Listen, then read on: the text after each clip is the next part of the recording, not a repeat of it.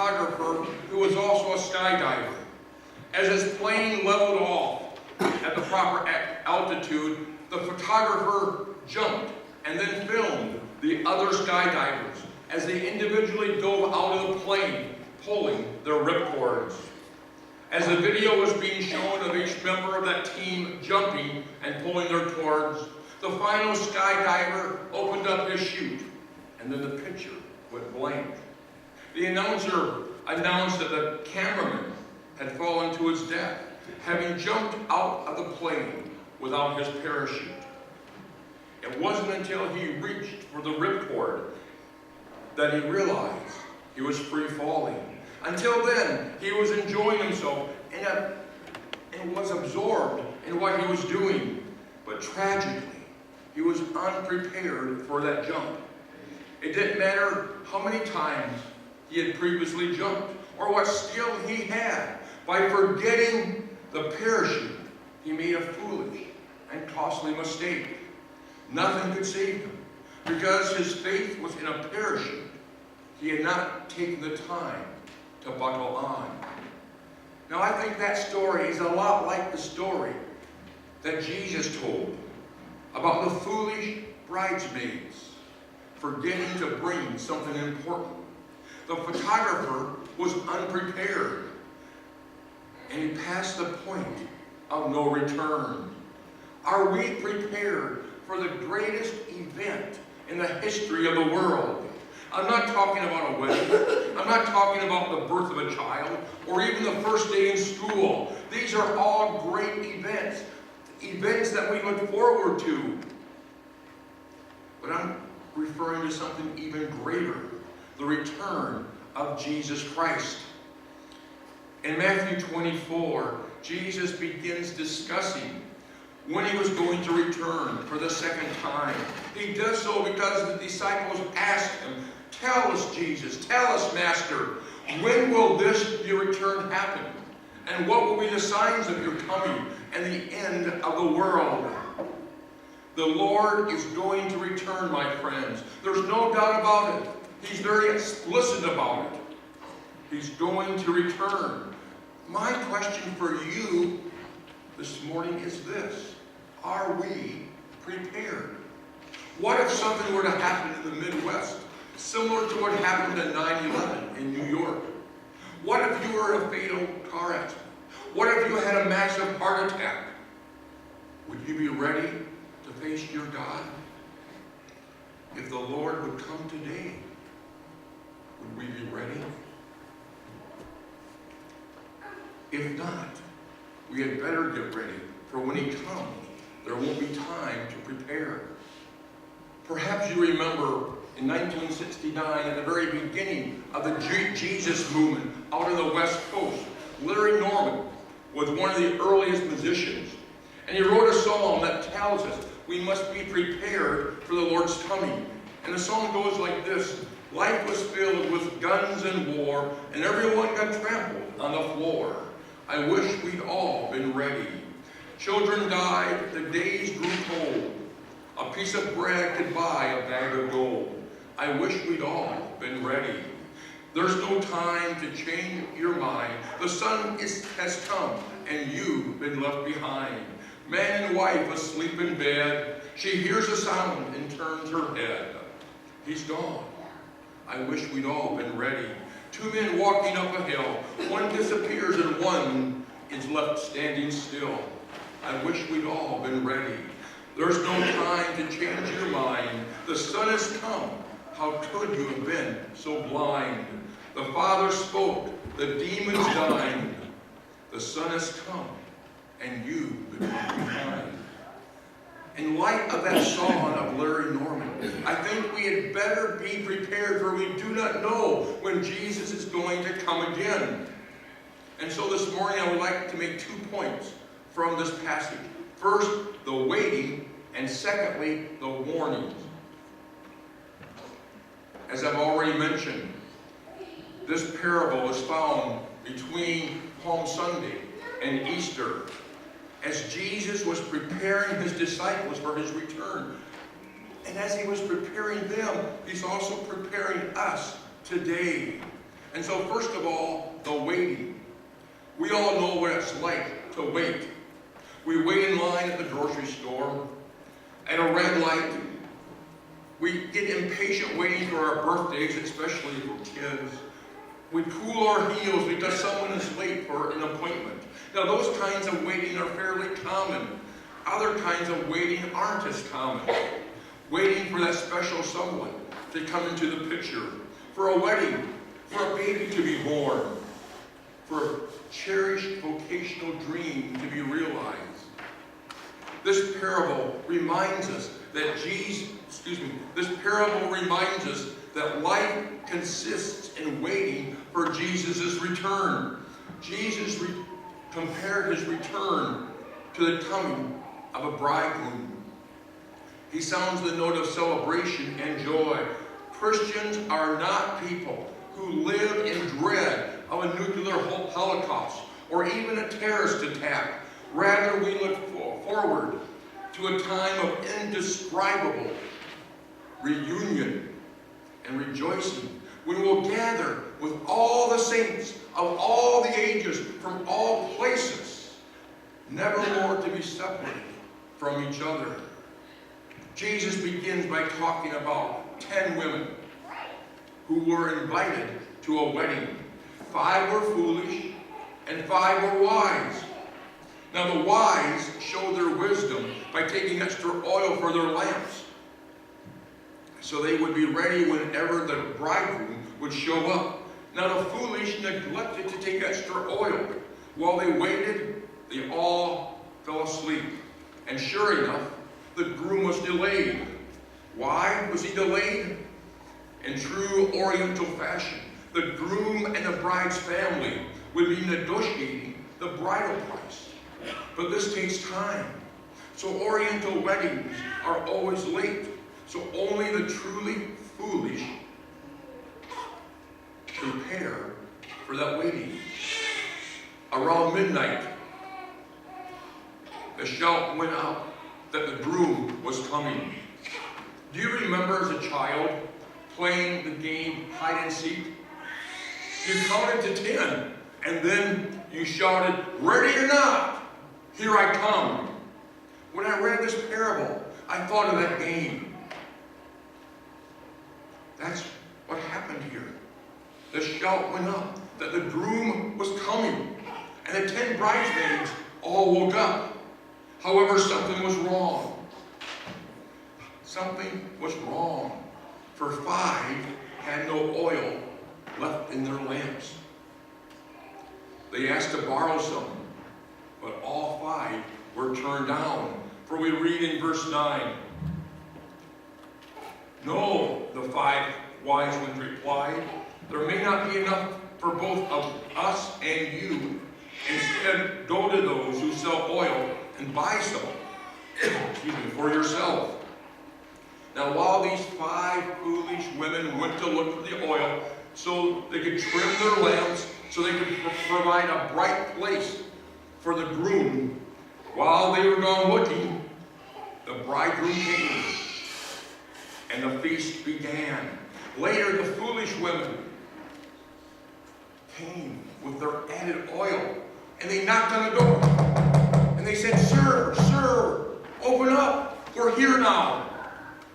But the groom replied, "I don't know you." Because they were not prepared for his arrival, he would have nothing more to do with them. Now, I believe this parable is a masterpiece. It's not difficult for us to see the main points. In many respects, these 2 groups of 5 women were very similar. They all had been invited to the wedding.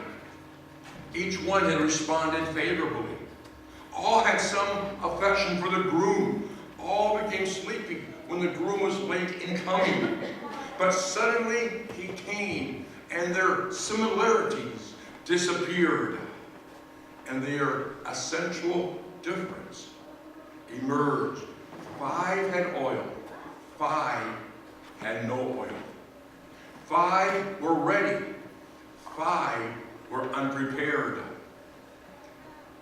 can apply this parable to both those within the church as well as to our individual lives. There are many in the church who fit the Lord's description. This parable tells us that there are people within the church who have heard Christ's invitation. They have responded in some way, but who aren't yet ready to face Him face to face. These are good people who wouldn't think of speaking a word against God, but they have not had that inward change which entitles them alone to enter heaven. Outwardly, all 10 women were alike. The crucial difference was within their hearts. One group had been changed. The other group had not. Dr. John MacArthur wrote, and I quote him, 5 of the bridesmaids had a form of godliness, but no spiritual life because they did not belong to God. They were committed religiously, intellectually, emotionally, socially to Jesus, but they were not committed on the inside because their hearts had never been regenerated by God's saving power. They had the appearance of faith, but that faith was dead, unquote. It's at this point that Jesus applies the parable now to our lives. I ask you this morning, have you been individually, personally changed on the inside so that you are ready to meet Jesus whenever He would return? Have you met Jesus face to face? Or are you still going your own way, living your own life? Current wisdom has it that young people should be allowed to sow their wild oats. They'll have time later to think about the Lord's coming and where they'll spend eternity. You may be sitting beside someone. Jesus disagrees with that. Jesus says, if I come back today, it's going to be too late for many young people and those not so young. We're not all going to live into our 80s and 90s. Some of us may die young. We need to be prepared today to meet Jesus. I would like to think that we don't put all things of eternal significance. There are some of us this morning who are ready, and some of us this morning who are not. You may be sitting beside someone who's not ready. I could be describing a husband or wife, a parent or a child. 5 had oil, 5 had none. We become experts at trying to fool ourselves, believing that everything is right when it isn't. God does not look at our outward behavior. He looks at our hearts. And so there are 4 warnings in this parable. First, are we careless about being prepared? Have we ceased to expect Jesus' return? We've heard about Him. We know His story. We associate with His people. Yet some of us have never made that commitment to Him. I read the story of a couple's first date. The young woman was expecting the guy to show up at such and such a time. She was dressed and waited patiently for him to arrive. However, by the time he was an hour late, she figured that she had been stood up. So she took off her makeup, put on her PJs, gathered all her junk food in the house, and sat down to watch TV with her dog. As her favorite show came on, the doorbell rang. It was her date. He stared at her wide-eyed. I'm 2 hours late, and you're still not ready?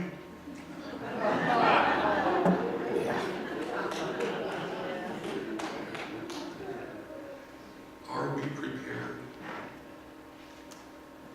for Jesus' return? He's going to be late. It's been 2,000 years. So have we ceased to expect Him coming back? Preparedness is essential. Time is running out when getting ready will no longer be an option, and the the door will be shut. Second, we cannot transfer our faith to another. We cannot get into heaven on another's faith. Now that's a common charge laid against people of our day. We are living on the spiritual capital of our forefathers. Many people delude themselves along this line. They don't have faith in Christ themselves, but they think at the time of judgment they'll be able to borrow another's faith to get into heaven. Imagine this conversation at heaven's door. The Lord is speaking. What right do you have, he says, to enter into heaven? Someone might answer, well, I really don't know how to answer that, but I call your attention, Jesus, to my mother. She was a godly woman, and I learned a lot from her. I didn't ask that, Jesus would say. I asked you, what right do you have to enter heaven? Look at my Sunday school teachers, Lord. They were godly people. They prayed for me. Don't forget them. But Jesus would then say, what right do you have to enter heaven? I make this point because I think it's the proper interpretation of the wise women who refused to share their oil with the 5 foolish ones. As a literal story, their selfishness seems shocking. The selfless thing would have been to share their oil with the 5 who did not have enough, even if it meant running out themselves. But the parable is not on that level. The parable is teaching that when Christ returns, each person must stand on their own 2 feet. Our mother's faith is not going to save us. Our wife's faith is not going to save us. The spiritual life of a son or daughter is not going to save us. Faith cannot be transferred from one person to the next. Just because you've grown up in a Christian home does not mean you're going to go to heaven. You and I must respond individually. And so the question is, where do we stand? The third warning is that lost opportunities cannot be regained. There's no more pathetic picture than the 5 foolish women standing at the door, knocking, without being allowed to enter. They can hear the joy of the wedding banquet, but the door is closed. Jesus seems to be saying that there will come a time when it's too late to turn to him. The abundant life is offered, but if we refuse to accept the invitation, there may come a time when the invitation is no longer offered. If we consistently say no, it will be impossible to change that no to a yes at death. But for those of you who are listening to this message, you're not at the point of death. You still have breath left in your body. And I ask you, as I ask myself, have we accepted Jesus into our hearts? Don't say, I'll turn to him later. There's always time. You and I don't know this. And the fourth warning is that the Lord will come without warning. Verse 13, therefore keep watch, because you do not know the day nor the hour of my return. How we wait is crucial, because we don't know the day nor the hour. I want to close with this thought. Why was the bridegroom late in coming? Is this a sign of grace? What if the foolish women had awakened before the groom came and found out they didn't have enough oil? They could have hurried off before the groom's arrival. That may not be intended, but I think it's certainly implied. The Lord is giving us time to prepare. Are we going to use that time wisely? I urge you this morning to make sure your trust is in the one who can save you when he returns. Today is the day we must be prepared, for we know not the day nor the hour in which we'll be called upon to meet Jesus face to face. Are we prepared? Let's pray together. Father, this is